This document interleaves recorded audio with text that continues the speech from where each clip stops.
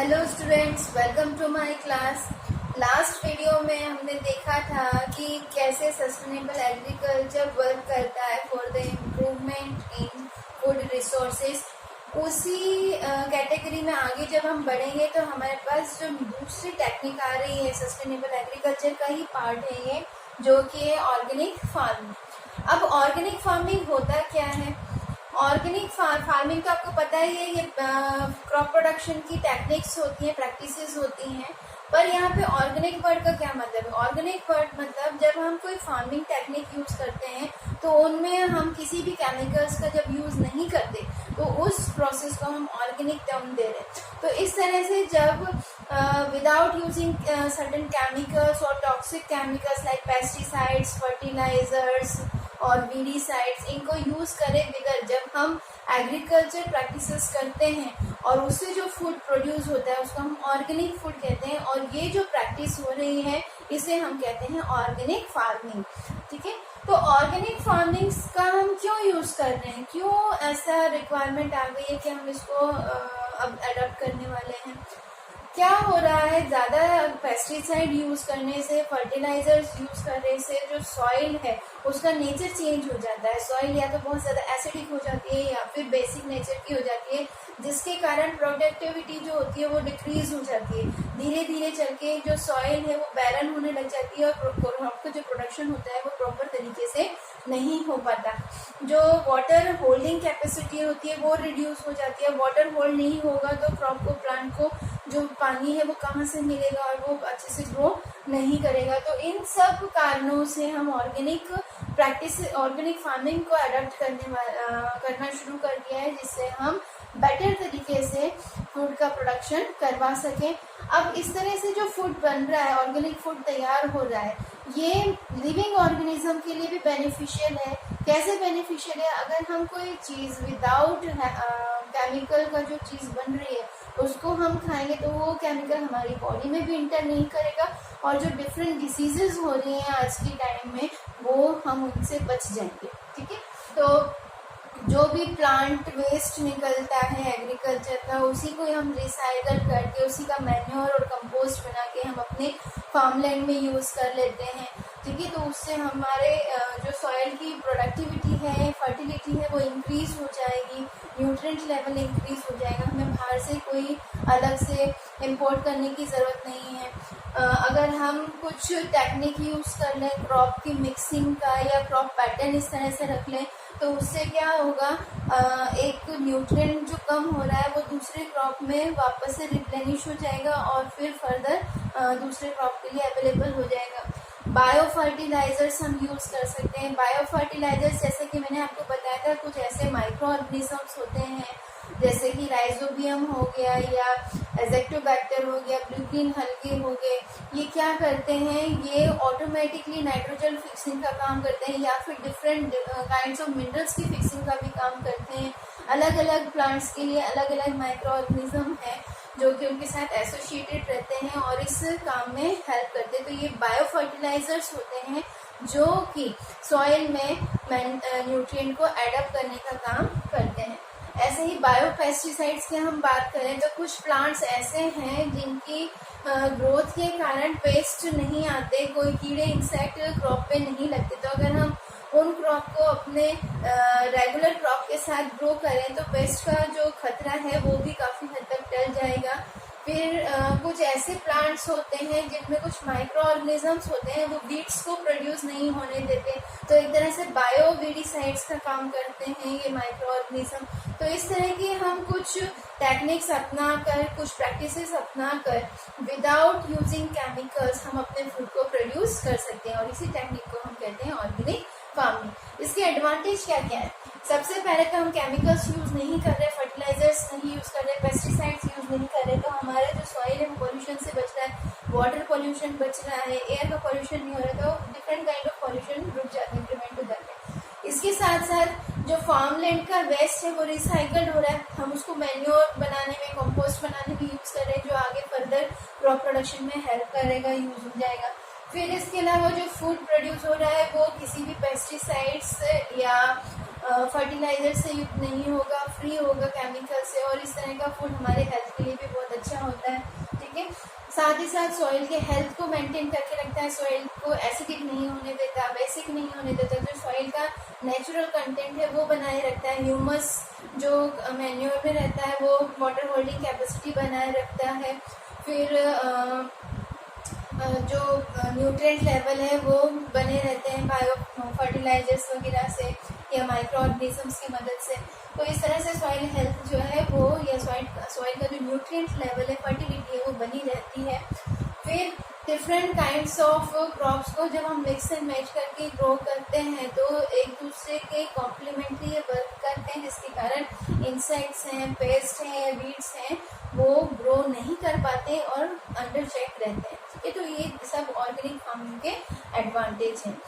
Next हम पढ़ेंगे type of crops. Type of crops को हमने दो कैटेगरी में डिवाइड कर लिया है। एक उन टाइप्स को बात करेंगे जिसमें डिफरेंट प्लांट पार्ट्स को हम ईट करते हैं, और दूसरी कैटेगरी में हम उन क्रॉप्स की बात करेंगे जो सीजन बेस्ड है।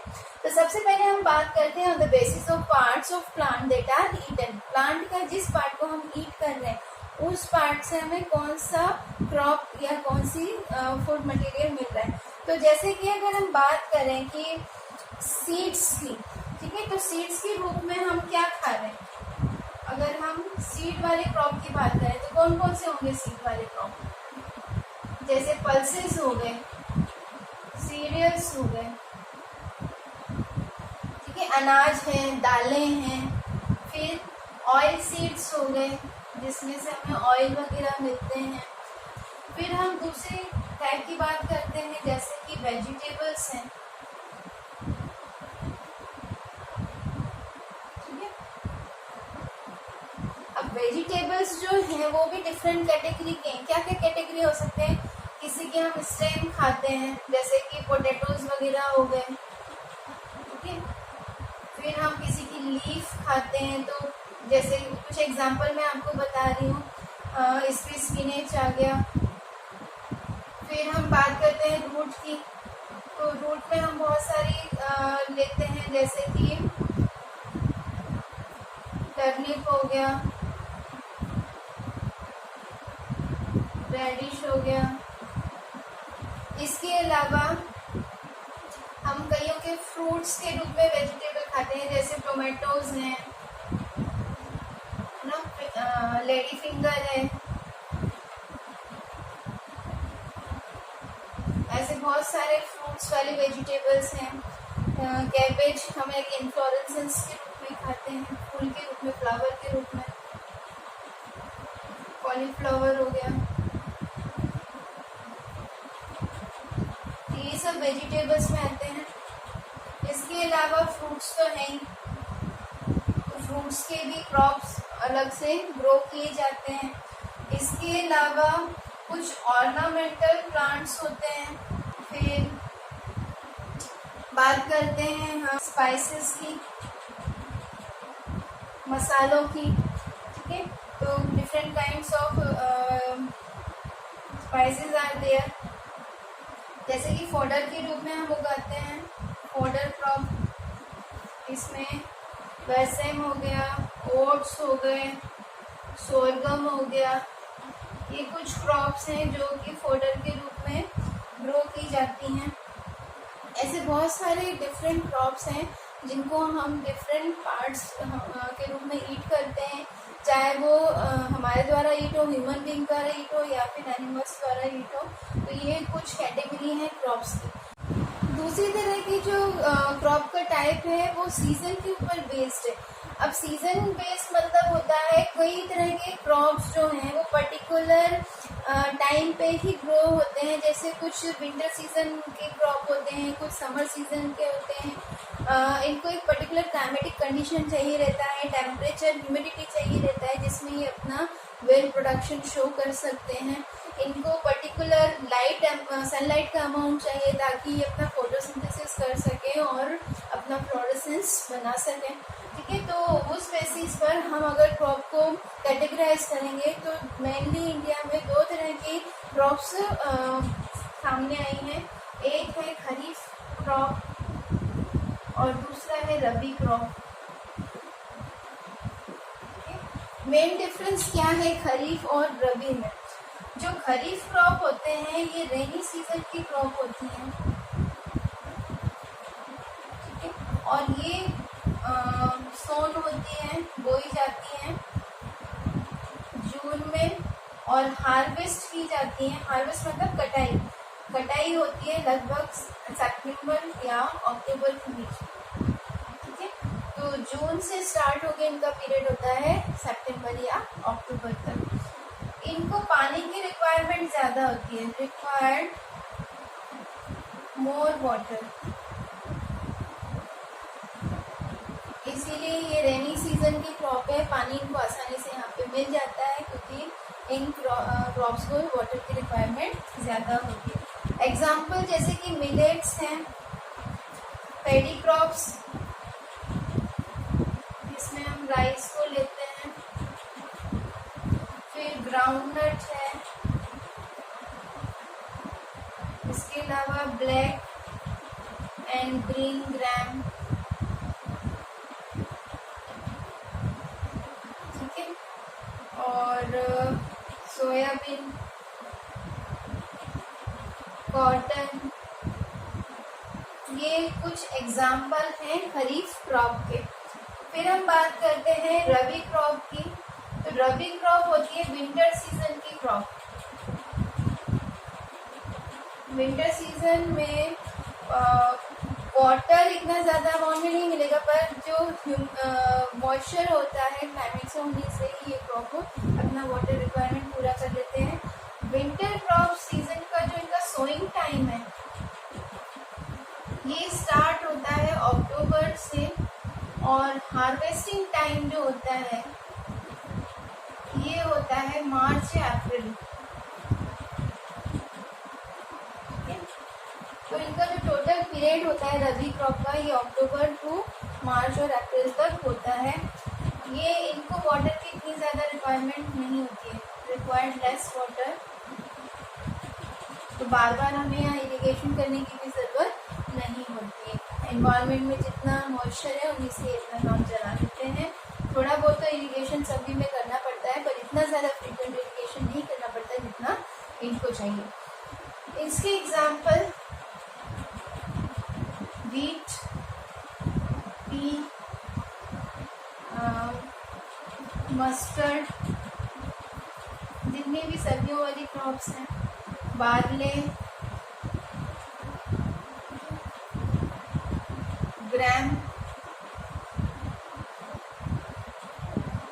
जिसे हम चना बोलते हैं, ठीक है। तो ये कुछ एग्जाम्पल हैं रबी क्रॉप के।